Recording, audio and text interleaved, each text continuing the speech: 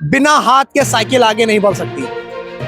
हाथ जरूरी होता है, मतलब बिना कांग्रेस के समाजवादी पार्टी आगे नहीं बढ़ सकती। दोनों को एक दूसरे का साथ चाहिए होगा, तभी हम लोग भारतीय जनता पार्टी का मुकाबला करेंगे। जो लोग कह रहे हैं कि मैं असली हिंदू नहीं, मुझे किसी प्रमाण की जरूरत नहीं है, ठीक है। मुझे किसी प्रमाण की जरूरत नहीं, किसी भारतीय जनता पार्टी के लोगों की सर्टिफिकेट की जरूरत नहीं है। मैं हिंदू हूँ, घर से कहता हूँ हिंदू। इसी प्रेस कॉन्फ्रेंस में जाइए, मुख्यमंत्री से इतना सवाल कर लीजिए कि आपकी 7 साल की सरकार हो गई, आपने कितने रोजगार दिए, चुप, और आपको मुकदमा भी हो जाए।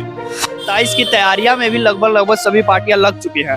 27 में क्या होने वाला है? नहीं, भारतीय जनता पार्टी उस तैयारी में बहुत आगे है। फाइलों में गांव का मौसम गुलाबी है, मगर ये आंकड़े झूठे और दावे किताबी हैं। ये मुख्यमंत्री कान खोलकर सुन लें। दिनेश प्रताप सिंह नाली के कीड़े हैं। राहुल जी देश के नेता हैं और दिनेश प्रताप सिंह नाली के कीड़े के नेता हैं। नमस्कार। मुख्यमंत्री योगी आदित्यनाथ के एक बयान इस समय काफी चर्चा में है। बयान है बांटेंगे तो कटेंगे। जी हाँ, इस बयान को लेकर के समाजवादी पार्टी आक्रामक थी, लगातार एक से एक पोस्टर जारी कर रही थी और उनके जवाब दे रही थी, उनके बयान पर टिप्पणी कर रही थी। लेकिन इसमें कांग्रेस पार्टी ने भी अब पोस्टर लॉन्च कर दिया है और कांग्रेस पार्टी की पोस्टर लॉन्च होते ही माननीय उत्तर प्रदेश की राजनीति में भूचाल आ गया।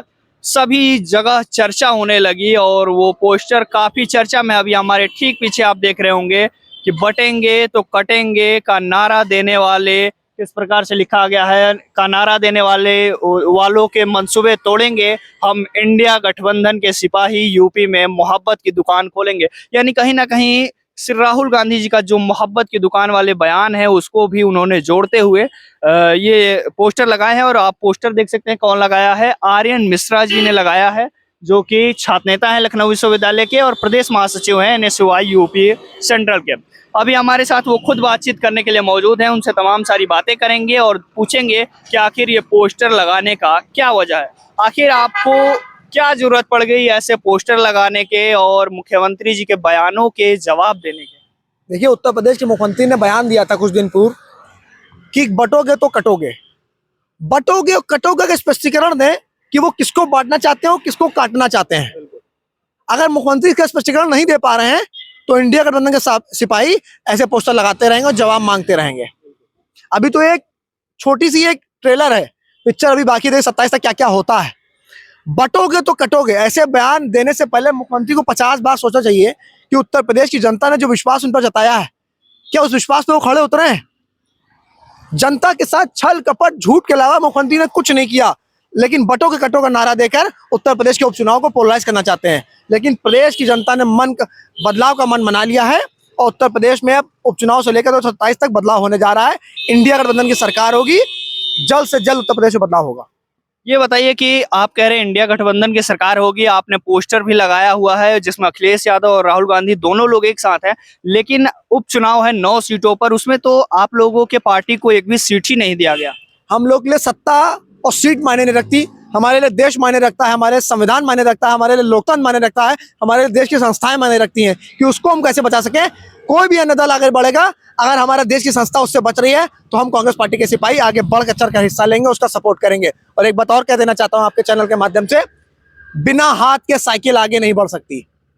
हाथ जरूरी होता है, मतलब बिना कांग्रेस के समाजवादी पार्टी आगे नहीं बढ़ सकती। दोनों को एक दूसरे का साथ चाहिए होगा, तभी हम लोग भारतीय जनता पार्टी का मुकाबला करेंगे। लेकिन कहीं ना कहीं ऐसा नहीं लग रहा है आपको कि जो कांग्रेस के पार्टी के कार्यकर्ता होंगे उनके मन में ये आएगा कि आखिर हम मेहनत किसके लिए करें, जब 9 सीट हैं तो उसमें से कम 1-2 सीटें तो आप लोगों को मिलनी ही चाहिए। ऐसा कुछ नहीं है। शीर्ष नेता द्वारा हम लोग को कह दिया गया है कि 9 सीट पर जाइए। कांग्रेस पार्टी एक एक कार्यकर्ता, एक एक नेता, राहुल जी का सिपाही इंडिया गठबंधन के प्रत्याशी को जिताने के लिए हर संभव मदद करेगा। तन मन से जो हो सकेगा कांग्रेस पार्टी कार्यकर्ता करेगा, क्योंकि हम लोगों ने हमेशा दूसरों को सम्मान करने वो देखा है। गठबंधन का मतलब ही ये होता है कि अगर एक भाई आगे बढ़ रहा है तो कंधे पे रख के उसके हाथ कहिए कि आप आगे बढ़िए, हम आपके साथ हैं। ये गठबंधन का मतलब होता है। हम लोग एनडीए के लोग नहीं है कि 9 की 9 सीट में भारतीय जनता पार्टी है एनडीए के एक भी दल को सीट नहीं दी है। सवाल ये नहीं होता उत्तर प्रदेश में, लेकिन अगर इंडिया गठबंधन में सीट नहीं मिली है तो सवाल ये होने लगता है। एनडीए में 38 दल हैं, भारतीय जनता पार्टी बताए कि उत्तर प्रदेश में 9 सीट में कितने दलों को सीट शेयरिंग करी है। लेकिन आप लोगों का राष्ट्रीय पार्टी है ना, इसलिए सवाल बनता है। अच्छा, अभी हम पोस्टर पे थोड़ा चर्चा कर रहे हैं कि कल हमने पोस्टर का आपका खबर डाला था तो कई लोग आक्रामक हो गए, आपको आपके पोस्टर को लेकर के, और कई लोगों ने तो यहाँ तक कह दिया कि आप असली ब्राह्मण नहीं है, असली हिंदू नहीं है, क्योंकि वहां पर हिंदुओं को जोड़ने की बात कर रही है और आप इसका विरोध कर रहे हैं। देखिए, जो लोग कह रहे हैं कि मैं असली हिंदू नहीं, मुझे किसी प्रमाण की जरूरत नहीं है, ठीक है। मुझे किसी भी प्रमाण की जरूरत नहीं, किसी भारतीय जनता पार्टी के लोगों की सर्टिफिकेट की जरूरत नहीं है। मैं हिंदू हूँ, घर से कहता हूँ हिंदू हूँ, लेकिन मैं भाईचारे में बात कर, एकता में विश्वास रखता हूँ।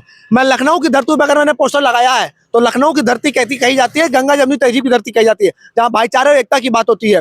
तो जिसको नफरत करना करे, हम तो मोहब्बत करने वाले लोग हैं, हम तो मोहब्बत बांटेंगे। मोहब्बत की दुकान देखिए उत्तर प्रदेश में खुलने जा रही है, सभी का स्वागत है इसी में।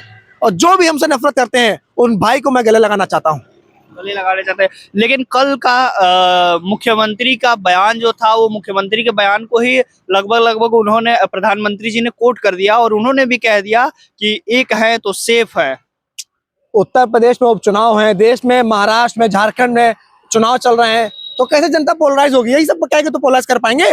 जनता के मुद्दों पे बात कर ही नहीं पाएंगे। शिक्षा, स्वास्थ्य, बेरोजगारी, अच्छी रोडें, अच्छे निर्माण कर ही नहीं पाएंगे। चर्चा इस पे करके देख लीजिए, मुख्यमंत्री चुप हो जाएंगे। किसी प्रेस कॉन्फ्रेंस में जाइए, मुख्यमंत्री से इतना सवाल कर लीजिए कि आपकी 7 साल की सरकार हो गई, आपने कितने रोजगार दिए? चुप। शायद आप पर मुकदमा भी हो जाए। उत्तर प्रदेश चल रहा है, जो बोलेगा मुकदमा झेलेगा, घर में बुलडोजर चलेगा। लेकिन बुलडोजर का जवाब सुप्रीम कोर्ट ने दे दिया है कि बिना किसी परमिशन के बुलडोजर चला नहीं सकते। तो सुप्रीम कोर्ट का ऐतिहासिक फैसले का हम स्वागत करते हैं और उत्तर प्रदेश के मुख्यमंत्री को चुनौती देते हैं कि जब जब ऐसे बयान आप देंगे, हम इंडिया गठबंधन के सिपाही पोस्टर वॉर के माध्यम से सड़कों पे, सदन से तक हमें उसका जवाब देते रहेंगे। लेकिन अभी तो उपचुनाव चल रहा है, 27 का चुनाव भी काफी नजदीक है, और 27 की तैयारियां में भी लगभग सभी पार्टियां लग चुकी हैं। 27 में क्या होने वाला है? नहीं, भारतीय जनता पार्टी उस तैयारी में बहुत आगे है कि कैसे नफरत और कैसे हिंसा को भड़काया जाए। उस हिंसा का एक ताजा उदाहरण हमने देखा है बहराइच में। हमने राम गोपाल मिश्रा को खोते हुए देखा है, हमने मोहित पांडे को लखनऊ में खोते हुए देखा है, हमने अमन गौतम को लखनऊ में खोते हुए देखा है। मुख्यमंत्री बताएं कि मुख्यमंत्री क्या कर रहे हैं उत्तर प्रदेश में? जंगल राज है चारों तरफ, ये रामराज की बात करते हैं। रामराज की परिभाषा बताएं कि क्या होती है, कि जहां जंगल, जहां पर चारों तरफ हत्या, लूट, डकैती, बलात्कार, सुर्खियां बन गया अखबारों की। कोई भी अखबार किसी भी दिन का उठा लीजिए, 75 जनपद में अपराध हो रहा है उत्तर प्रदेश में। 75 के 75 जनपद में दावा कर रहा हूं कि मुख्यमंत्री की पोल खुल जाएगी अगर जमीन पर सर्वे करवा लें। तुम्हारी फाइलों में गांव का मौसम गुलाबी है, मगर ये आंकड़े झूठे और दावे किताबी हैं। ये मुख्यमंत्री कान खोलकर सुन लें। अच्छा, ये बताइए कि उपचुनाव तो हो रहे हैं, लेकिन अयोध्या की जो मिल्कीपुर सीट है उस पर चुनाव नहीं हो रहे हैं, उसको लेकर के क्या कहेंगे? सवाल तो लाजमी है, जवाब तो भारतीय जनता पार्टी के लोगों को देना चाहिए कि मिल्कीपुर सीट पर चुनाव क्यों नहीं घोषित हुआ। इलेक्शन कमीशन जो कठपुतली बन चुका है भारतीय जनता पार्टी की, वो जवाब क्यों नहीं दे रहा है कि मिल्कीपुर सीट पर ऐसा कौन सा डर है, ऐसा कौन सा भय है? प्रभु श्री राम की नगरी अयोध्या में पहले तो राम के नाम पर वोट मांगते थे, जब चुनाव हार गए तो अयोध्या को भूल गए। अगर जीत जाते सबसे पहले वहीं डिक्लेयर होता चुनाव, हार गए तो भूल गए। तो दोगले चरित्र के लोग हैं। हम भगवान श्री राम में विश्वास रखते हैं, राजनीति में धर्म को अलग रख के मुद्दों पे बात होनी चाहिए, हम इस पर विश्वास रखते हैं। सड़क पे हम लड़ेंगे, सदन हमारी नेता लड़ेंगी। अभी एक नेता की आवाज वायनाड से गूंजने वाली है, आप देखिएगा। उस वायनाड की आवाज का मोदी के पास जवाब नहीं होगा। उसका नाम प्रियंका गांधी है।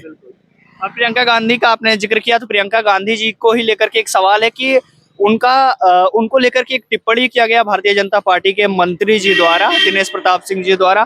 तो उसको लेकर के आप क्या करते हैं? क्योंकि आप लोग काफी ज्यादा उनका विरोध किए, उनको काली स्याही उनके पोस्टर पर लगाए, उनके तस्वीरों पर लगाए, तो क्या कहेंगे उनको लेकर के? जब जब हमारे देश में, हमारे देश की जनता का, हमारे नेता का अपमान होगा, चाहे दिनेश प्रताप सिंह हो, चाहे मुख्यमंत्री हो, चाहे प्रधानमंत्री हो, हम लोग विरोध करेंगे। ये लोकतंत्र है, हमें ताकत दी है कि लोकतांत्रिक देश में हम लोग लोकतांत्रिक माध्यम से हम लोग विरोध कर सकते हैं। दिनेश प्रताप सिंह तो नाली के कीड़े हैं। रायबरेली की जनता उनको जानती नहीं है। गांधी परिवार, कांग्रेस पार्टी के नाम पर उनकी राजनीति चल रही हो, वो तो प्रियंका जी पर टिप्पणी करेंगे। कुछ मिनटों के लिए, कुछ घंटों के लिए सुर्खियां बटो लेना दिनेश जी बड़ी बात नहीं है। अच्छा काम करिए। रायबरेली की जनता ने आपको धूल चटाने का काम किया है। 4 लाख वोट से हराया है आपको। मोदी 1.5 लाख का मार्जिन था, लेकिन राहुल जी ने 4 लाख से हराया है। तो रायबरेली का रिश्ता गांधी परिवार से आज से नहीं है, जब से दिनेश प्रताप पैदा नहीं हो तब से है। तो दिनेश जी की हैसियत कोई नहीं है प्रियंका जी के सामने। और प्रियंका जी हमारी देश की नेता हैं, सदन की आवाज वो बुलंद करेंगी, देश की महिलाओं की आवाज वो बुलंद करेंगी, हमें पूर्ण विश्वास है। लेकिन आप उनको नाली के कीड़ा कह रहे हैं, लेकिन वो तो मंत्री हैं उत्तर प्रदेश सरकार में। और साथ ही साथ वो जब कह रहे हैं कि हम रायबरेली की जनता के लिए उनको चुना है, लेकिन वो पिकनिक स्पॉट की तरह आते हैं, थोड़ा सा समय बिताते हैं और वो रहते नहीं है रायबरेली की जनता के लिए। राहुल जी देश के नेता हैं और दिनेश प्रताप सिंह नाली के कीड़े के नेता हैं, इतना फर्क है। तो राहुल जी को देश में जाना होता है और रायबरेली की जनता का जो विश्वास राहुल जी ने जताया था, जनता ने जताया राहुल जी पर, उसमें पूरा उतरने की कोशिश करते हैं। भी देखिए 2 दिन पूर्व वो आए थे, समीक्षा बैठक करी थी, डीएम की पोल खुल गई वहां पर। डीएम ने कहा कि 181 की सुरक्षा देखिए कितनी अच्छी चल रही है। उन्होंने तुरंत फोन निकाला और मिलाया और फोन नहीं उठा। कह लगे कि मेरा फोन नहीं उठ रहा तो आम जनता का फोन कैसे उठेगा। तो स्पष्ट है कि राहुल जी जमीनी स्तर के नेता हैं, वो विश्वास तभी करते हैं जब वो आजमा लेते हैं। और दिनेश प्रताप सिंह में चर्चा करने से बेहतर है हम जनता के मुद्दों पर चर्चा करें। तो चलिए आखिरी सवाल होगा ये कि क्या मुद्दा रहने वाला है 2027 के चुनाव में और अभी वर्तमान समय में जो चुनाव चल रहे हैं, उपचुनाव उत्तर प्रदेश में? इंडिया गठबंधन का मुद्दा होगा बेरोजगारी, शिक्षा, स्वास्थ्य, महंगाई। उत्तर प्रदेश का जो इन्होंने जंगल राज बनाया है, हम लोग इसको लेकर उत्तर प्रदेश की जनता के बीच जाएंगे और सवाल करेंगे कि जो योगी सरकार ने जो उत्तर प्रदेश को पीछे ढकेल दिया है, हम विकास के रास्ते पर उसको आगे बढ़ाएंगे। बहुत बहुत धन्यवाद। तो देख सकते हैं ये थे आर्यन मिश्रा जी, जो कि पोस्टर वार के जरिए काफी चर्चा में है और पोस्टर लगा करके जो सुर्खियां इन्होंने बटोरी है, जिस पोस्टर में दोनों बड़े नेता राहुल गांधी और अखिलेश यादव दोनों लोग साथ में हैं और वो तमाम टिप्पणियां किए। आपने देखा किस प्रकार से मुख्यमंत्री योगी आदित्यनाथ से लेकर प्रधानमंत्री से लेकर के मंत्री दिनेश प्रताप सिंह पर तमाम तंज कसते हुए उन्होंने तमाम टिप्पणियां की। पूरे बातचीत पर आप क्या सोचते हैं और साथ ही साथ इस पोस्टर वार पर आप क्या सोचते हैं, हमें कमेंट बॉक्स में जरूर बताइएगा। देखते रहिए लखनऊ वाले, मेरा नाम है विकास सिंह। अभी हमारे साथ थे कांग्रेस पार्टी के युवा नेता आर्यन मिश्रा। बहुत बहुत धन्यवाद।